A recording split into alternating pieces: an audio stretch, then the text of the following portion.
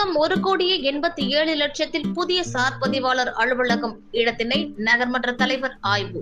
வேலூர் மாவட்டம் குடியாத்தம் தாலுகா அலுவலகத்தில் பல்வேறு துறை அலுவலகங்கள் செயல்பட்டு வந்த அதில் சார் பதிவாளர் அலுவலகமும் ஒன்று. இதற்கிடையே புதிய தாலுகா அலுவலகம் கட்டும் பணியின் போது மற்றும் பல்வேறு துறை அலுவலகங்களும் இடிக்கப்பட்டன. பின்னர் தனியார் வாடகை கட்டிடத்தில் சுமார் 5 ஆண்டுகளாக சார் பதிவாளர் அலுவலகம் செயல்பட்டு வருகின்றது.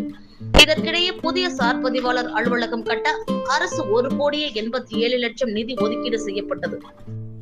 இந்த நிலையில் ஓரிரு தினங்களுக்கு முன் பல்வேறு நிகழ்ச்சிகளில் கலந்து கொள்ள வேலூர் மாவட்டத்திற்கு வந்த துணை முதல்வர் உதயநிதி ஸ்டாலின் பல்வேறு கட்டிடங்களுக்கு அடிக்கல் நாட்டினார். அதில் குடியாத்தம் சார் பதிவாளர் அலுவலகம் கட்ட அடிக்கல் நாட்டினார். இதனைத் தொடர்ந்து குடியாத்தம் தாலுகா அலுவலக வளாகத்தில் உள்ள இடத்தில் புதிய சார் பதிவாளர் அலுவலகம் கட்டும் பணிகள் நடைபெற்று வருகின்றது. அதன் ஒரு பகுதியாக அங்கு உள்ள ராட்சத மரங்கள் மற்றும் சிதிலமடைந்த கட்டிடங்களை அகற்றும் பணி நடைபெற்று வருகின்றது. இதனை நகர்மன்ற தலைவர் சவுந்தரராஜன் நேரில் சென்று பணிகளை பார்வையிட்டார்.